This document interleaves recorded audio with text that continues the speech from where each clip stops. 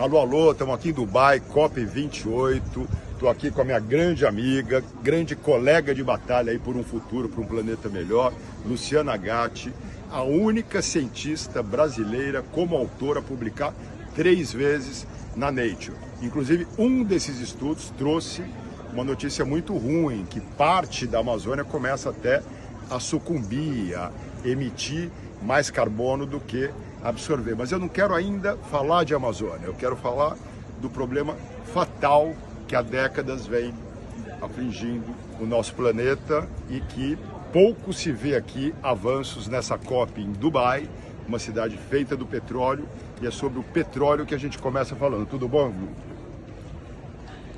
Considerando que nós estamos numa COP altamente frustrante, é ótimo te ver, mas péssimo as notícias por aqui, porque 89% das emissões de carbono no mundo vem dos combustíveis fósseis. A humanidade está caminhando para um colapso climático. Já tem um monte de gente morrendo de eventos extremos por conta das emissões de combustíveis fósseis. E 89% dessas emissões vêm do combustíveis fósseis, e a gente vem aqui escutar quem está dirigindo a COP dizer que nada está comprovado e que não vai se mudar nada. Então a notícia é péssima, porque se essa COP está lotada, se essa COP tem o dobro de pessoas que teve a outra, é porque todo mundo está vendo que as mudanças climáticas já chegaram e já estão causando tragédias em inúmeros lugares do mundo. Então o nosso tempo está cada vez mais curto e a gente precisa já de mudanças concretas. Então chegar aqui e ver que não vai ter mudança é no mínimo revoltante.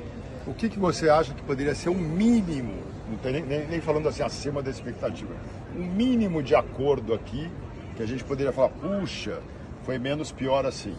O mínimo, redução de 10% ao ano para as emissões de gases de efeito estufa para cada país. Que cada um faça suas contas e coloque 10%. Isso implica em levar 10 anos para neutralizar as emissões, o que já é muito.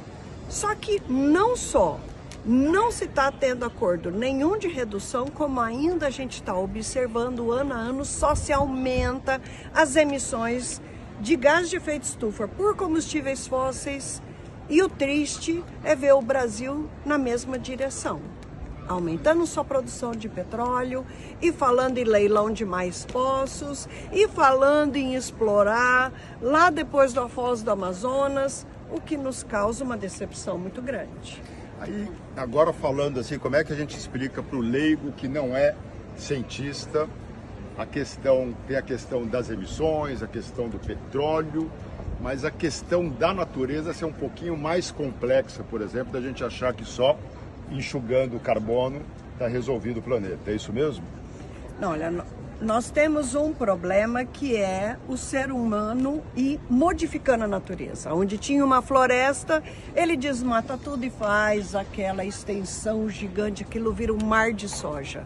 É lógico que isso tem impacto, porque floresta não é desperdício de terra. Floresta é fábrica de chuva, floresta é fábrica de água e floresta resfria a temperatura. Então a gente pode chamar as florestas do nosso airbag climático. A gente pode chamar as florestas da nossa proteção contra as mudanças climáticas. Só que destruindo as florestas, nós estamos acelerando as mudanças climáticas, porque a gente está perdendo nossa proteção. Então a temperatura aumenta mais, a chuva diminui e junta com as emissões dos gases de efeito estufa que estão aumentando, o que na prática nós estamos vendo é as mudanças climáticas chegarem muito antes do que a gente previu. Para terminar aqui, e se a gente agora falar um pouquinho desse aumento da temperatura dos oceanos, e se existe, é difícil afirmar isso cientificamente, uma terrível notícia, por exemplo, de lentamente já ter começado aí um tipping point planetário. Olha, vamos falar do que nós estamos observando hoje. A temperatura geral da Terra está assustando, tanto que ela está mais alta. Teve um dia que a gente ultrapassou os 2 graus, que é um marco terrível. Mas quando a gente olha para a temperatura nos oceanos, está mais alto ainda. E é isso que gera também o El Niño. Esse El Niño super forte é parte disso. Existe uma anomalia é uma coisa fora do normal, de temperaturas altas no Oceano Atlântico Norte, que na última semana apareceu no Oceano Atlântico Sul também. E isso está causando esse efeito de seca enorme na Amazônia, essa bagunça de grandes eventos que um pedaço está seco, outro pedaço está inundando. Nós estamos bagunçando como o clima funciona, nós estamos bagunçando as correntes de ar, porque as correntes acontecem porque tem diferença de temperatura. Como quando uma pessoa fuma, a fumacinha não fica parada, ela sobe, porque aqui está mais frio, então ela vai, o quente vai para o frio. E nós estamos bagunçando essas diferenças de temperatura, porque nós estamos mudando tudo, né? A gente pega o rio, eu quero plantar lá e lá é seco, eu desvio o rio. E aqui é uma floresta, eu quero ter um mar de soja aqui, desmata tudo e põe mar de soja. Falta água, vamos perfurar e pegar água lá do lençol freático. O lençol freático está baixando. Então, assim, o ser humano tem que entender que ao mudar a natureza, ele muda o funcionamento do clima.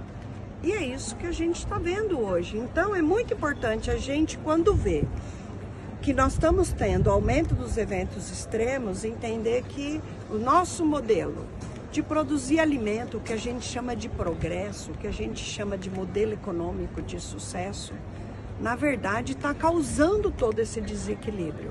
A gente tem que parar e entender que o nosso modelo não está legal e começar a mudar o jeito que a gente faz as coisas.